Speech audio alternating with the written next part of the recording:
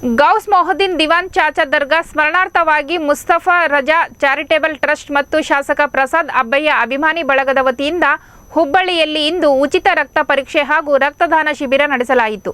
ಇನ್ನು ಇದೇ ವೇಳೆ ಮಾತನಾಡಿದ ಟ್ರಸ್ಟ್ನ ಅಧ್ಯಕ್ಷರಾದ ಮೊಹಮ್ಮದ್ ಶಫಿ, ಸುಮಾರು ಜನರು ರಕ್ತ ಪರೀಕ್ಷೆ ಮಾಡಿಸಿಕೊಂಡು ಹೋಗಿದ್ದಾರೆ. ಈ ಕಾರ್ಯಕ್ರಮವನ್ನು 6 ತಿಂಗಳ ನಂತರ ಮತ್ತೊಮ್ಮೆ ನಡೆಸುವ ಯೋಚನೆ ಹೊಂದಿದ್ದೇವೆ.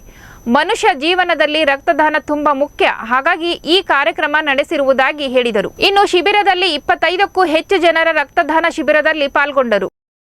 ಪಾಟೀಲ್ ಪ್ರೆಸಿಡೆಂಟ್ ಮುಸ್ತಫಾ ರಜಾ ಚಾರಿಟೇಬಲ್ ಟ್ರಸ್ಟ್ ನಮ್ಮದು ಏನು ಉದ್ದೇಶ ಇದೆ ಅಂತ ಹೇಳಿದರೆ, ನಮ್ಮದು ಪ್ರಸಾದ್ ಅಬ್ಬಯ್ಯ ಸಾಹೇಬರು ನಿಗಮಾಧ್ಯಕ್ಷ ಆಗಿರೋ ಸಲುವಾಗಿ ಅವರ ಬಳಗದಿಂದ ನಾವು ಬ್ಲಡ್ ಡೊನೇಷನ್ ಕ್ಯಾಂಪ್ ಮಾಡಿದ್ವಿ.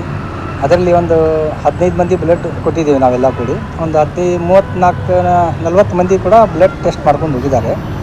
ಇವಾಗ ನಾವು ಫಸ್ಟ್ ಸ್ಟಾರ್ಟ್ ಮಾಡಿದ್ದೇವೆ ನಮ್ಮ ಚಾರಿಟೇಬಲ್ ಟ್ರಸ್ಟಿಂದ. ಇನ್ಮೇಲೆ ಮುಂದೆ ನಮ್ಮದು ಪೈಗಂಬರಾದ ಮೊಹಮ್ಮದ್ ಸಲ್ಲಲ್ಲಾಹು ಅಲೈಹಿ ವಸಲ್ಲಮರ ಹುಟ್ಟ ದಿನದಿಂದ ಕೆಲವೊಂದು 100 ಮಂದಿ ನಾವು ಬ್ಲಡ್ ಡೊನೇಟ್ ಮಾಡಬೇಕಂತ ಪ್ಲ್ಯಾನ್ ಮಾಡಿದ್ದೀವಿ.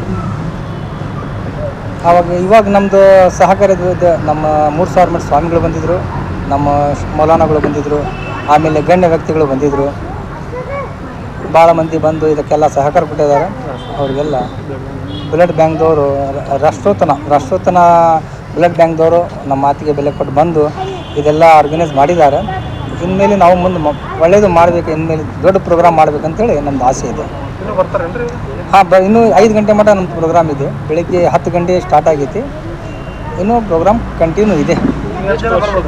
ಇನ್ನೊಂದು 5-6 ಮಂದಿ ಫೋನ್ನಾಗ ಕಾಂಟ್ಯಾಕ್ಟ್ ಮಾಡಿದ್ದಾರೆ, ಬರ್ಬೋದು.